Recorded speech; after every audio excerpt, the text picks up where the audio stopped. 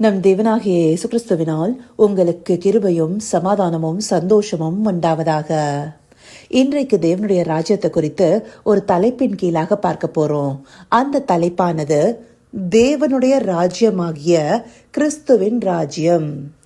இந்த வார்த்தைகள் எபேசியர் 5வது அதிகாரம் 5வது வசனத்துல இடம்பெற்றிருக்கு. நாம இந்த வசனத்தை மையமா எடுத்து பார்க்க போறதில்ல, அதில் உள்ள இந்த வாக்கியத்தையே மையமாக எடுக்க போறோம். தேவனுடைய ராஜ்யமாகிய கிறிஸ்துவின் ராஜ்யம். தேவனுடைய ராஜ்யமானது அவருடைய குமாரனாகிய கிறிஸ்துவின் ராஜ்யமாகவே இருக்கு. அந்தபடியான கிறிஸ்துவின் ராஜ்யத்திலேயே நாம் எல்லாரும் சேர்த்து கொள்ளப்படுவதற்கு காலம் சமீபமா இருக்கு. கிறிஸ்துவே ராஜ்யத்தின் அதிபதியாக இருக்கிறாரு. இத நமக்கு வெளிப்படுத்தின விசேஷம் தெளிவாக காண்பிக்குது.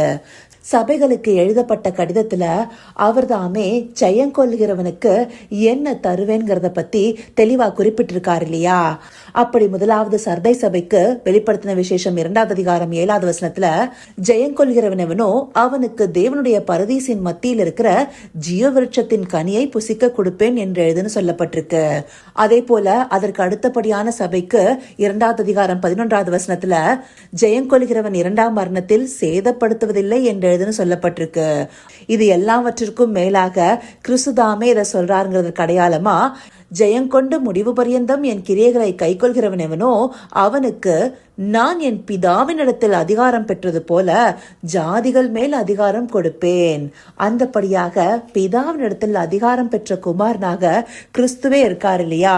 அது மாத்திரம் இல்லாம இன்னும் 3வது அதிகாரத்துல சொல்லப்பட்ட மத்த 3 சபைகளுக்கும் சொல்லப்பட்ட வார்த்தைகள்ல குறிப்பா 21வது வசனத்துல பார்க்கும்போது நான் ஜெயங்கொண்டு என் பிதாவினுடைய சிங்காசனத்தில் அவரோட கூட உட்கார்ந்தது போல ஜெயங்கொள்கிறவன் எவனோ அவனும் என்னுடைய சிங்காசனத்தில் என்னோட கூட உட்காரும்படி அருள் செய்வேன். இந்தபடியாக கிறிஸ்துவின் ராஜ்யத்திற்குட்பட்டவர்களாகவே நாம எல்லாரும் சேர்த்து கொள்ளப்படவிருக்கிறோம். அப்படியாக பிதாவானவர் கிறிஸ்துவுக்கே தன்னுடைய ராஜ்யத்தை கொடுத்திருக்கிறாரு. இது எதனால? கிறிஸ்து பிந்தின ஆதாமாக இந்த பூமிக்கு மனுஷகுமாரனா வந்த போது அவர் தன்னுடைய பிதாவினுடைய சித்தத்தை பரிபூர்ணமாக செய்து முடித்திருக்கிறாரு. முந்தின ஆதாமையும் தேவன் தாமே சிருஷ்டித்தாரு. ஆனா அவரோ கீழ்ப்படியாமையின் பாவத்திற்குள்ளார விழுந்து போனாரு. ஆனா கிறிஸ்து முழுவதுமாக தன்னை தாழ்த்தி ஒப்பு கொடுத்து சிலுவையின் மரண பரியந்தமும் கீழ்ப்படிந்தவராகி தம்மை தாமே தாழ்த்தினார்னு சொல்லிட்டு பிலிப்பியர் 2வது அதிகாரம் 8வது வசனம் நமக்கு தெளிவா சொல்லுது. அந்தபடியான தாழ்மையும் கீழ்ப்படிதலுமே அவருக்கு ராஜ்யத்தை கொடுக்கிற விதமாக அவரை உயர்த்தி இருக்கு.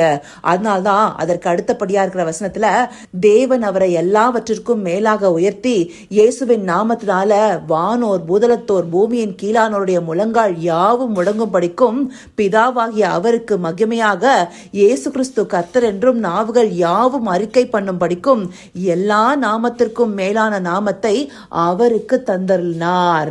அந்தபடியான நாமத்தை தந்தர்லி அவரையே ராஜ்யத்தின் அதிபதியாக ஏற்படுத்தியிருக்கிறாரு. அப்படியாக உயர்த்தப்பட்ட குமாரனின் ராஜ்யத்துலதான் நாம எல்லாரும் சேர்த்து கொள்ளப்பட போகிறோம். அப்படியாக உயர்த்தப்பட்ட குமாரனின் ராஜ்யத்திற்குள்ளாரதான் நாம எல்லாரும் சேர்த்து கொள்ளப்பட போகிறோம். அந்தபடியான ஸ்லாக்கியத்தை நாம பெற்றுக்கொள்வதற்கு நாம என்ன செய்யணும்? எபேசியர் 4வது அதிகாரம் 11வது வசனத்துல சொல்லப்பட்டிருக்கு. மேலும் நாம் அனைவரும் தேவனுடைய குமாரனை பற்றும் விசுவாசத்திலும் அறிவிலும் ஒருமைப்பட்டவர்களாகி கிறிஸ்துவனுடைய நிறைவான வளர்ச்சியின் அளவுக்கு தக்க பூரண புருஷராகும் வரைக்கும். அந்தபடியாக கிறிஸ்துவின் வளர்ச்சிக்கு தக்கதாக பூரண புருஷர்களாக நாம ஒவ்வொருவருமே மாறணும். அந்தபடியான வளர்ச்சியை நாம பெற்றுக்கொள்ளணுங்கிறதுக்காகவே அன்றைக்கு அப்போஸ்தலர்களும் பிரயாசப்பட்டாங்க. பவுலடியார் சொல்றாரு இல்லையா, கிறிஸ்து நம்மில் உருவாகும் அளவும் அவர் கர்ப்ப வேதனைப்படுவதாக. அந்தபடி கிறிஸ்துவை பிரதிபலிப்பவர்களாக அவருடைய தாழ்மையின் சிந்தையை தரித்து கொண்டவர்களாக அவருடைய வளர்ச்சியின் அளவுக்கு தக்கதாக பூரண புருஷராகும் போதே நாம அவருடைய ராஜ்யத்துல சேர்த்து கொள்ளப்படுவோம். இந்தபடியாக பூர்ண புருஷராகி நாம் எல்லாரும் கிறிஸ்துவின் ராஜ்யத்திற்குள்ளார சேர்த்து கொள்ளப்படுங்கிறதே தேவனுடைய விருப்பமா இருக்கு. இதற்கு நாம என்ன செய்யணும்? கிறிஸ்து தேவனுடைய வலது பார்சத்துல வீற்றிருக்கிற மேலானவைகளை நாடுகிறவர்களாக இருக்கணும். இந்த பூமிக்குரிய காரியங்களையும் வீணான வம்புகளையும் வழக்குகளையும் மாளாதவர்களாக தேவனை பற்றி கொண்ட விசுவாசத்துல உறுதியாக இருந்து அவருடைய ராஜ்யத்துல சேர்த்து கொள்ளப்பட ஒவ்வொரு நாளும் பிரயாசப்படுபவர்களாக இருக்கணும். நாம மாத்திரம் இல்ல, நம்மோட கூட அநேகரை சேர்த்து கொண்டு போகிறவர்களாக இருக்கணும். அதையே தேவன் நம்மிடத்திலிருந்து எதிர்பார்க்கிறாரு. இதை அறிந்து கொண்டு தேவனுடைய ராஜ்யமாகிய கிறிஸ்துவின் ராஜ்யத்துல சேர்த்து கொள்ளப்பட அவரை நோக்கி பார்ப்போமா?